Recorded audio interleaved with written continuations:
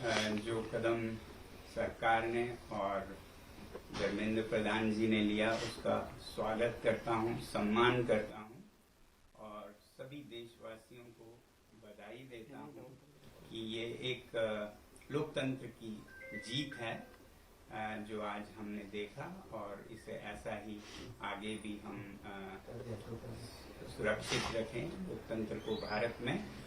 और देश की युवा पीढ़ी को मैं बधाई देना चाहता हूं और धन्यवाद देना चाहता हूं सीजेपी के हमारे टीम और भाइयों और बहनों को जिन्होंने ये मुद्दा उठाया सबसे पहले, और जो वॉलंटियर्स जिन्होंने उनका साथ निभाया, जो देश भर से छात्र और युवक और बड़े बूढ़े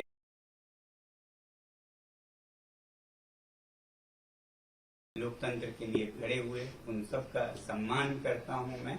और सबसे बड़ी बात कि जिस तरह से उन्होंने शांति बनाए रखा जहां ये प्रदर्शन हो रहे थे, कुछ जगहों पे दुर्भाग्य है कि छुटपुट घटनाएं भी देखी। मुझे उम्मीद है कि इस शांति को हम बनाए रखें और कहीं भी कोई गलत बात नहीं होगी आगे भी। ये जो शक्ति है लोकतंत्र की वो हमारी शांति से हुई है, ना कि हमारे बाजुओं के बल से।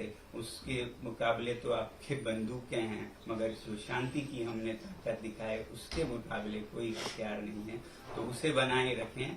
अब जब आप महसूस कर रहे हैं कि आपकी जीत हुई, तो विजय में विनम्रता सबसे बड़ी बात है, वही आपके चरित्र को प्रदर्शित करता है, परिभाषित करता है।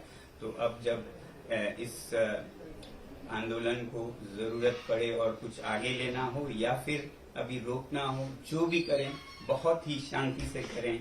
मैं ये उम्मीद करता हूं कि एक तरफ जब जवाबदेही हमें मिली इस बार की, तो अब सुधार पर काम करने की जरूरत है। केवल एक इस्तीफा से, रेजिग्नेशन से राष्ट्र नहीं बनता है। तो शिक्षा में सुधार हो, इस पर भी आगे काम हो। मुझे पूरी उम्मीद है जिस उदारता से सरकार ने ये कदम ली है वो इसमें अब सुधार के कार्यों में भी जुड़ेगी। सुधार सिर्फ शिक्षा में नहीं बल्कि शासन में भी मेरी उम्मीद है कि अब से देश चलाने का तरीका जरा बदलेगा। जहां भय है वो नहीं बल्कि प्यार मोहब्बत से देश को चलाया जाएगा और अन्याय न होकर सत्य के रास्ते पे चलाया जाएगा। और वैसे ही जहां कहीं भी जिस रूप में भी भ्रष्टाचार है उसे हटाया जाएगा और सच्चाई के रास्ते पे एक भारत देश के लिए और विदेशों के लिए भी एक उदाहरण बनेगा, सच में विश्व गुरु बनेगा। ऐसी मेरी आशा है कि ये एक नया भारत की शुरुआत होगी। मैं उम्मीद करता हूं सरकार से कि इस बदलाव के साथ ही बहुत से और बदलाव भी लाएंगे शासन चलाने के तरीकों में भी।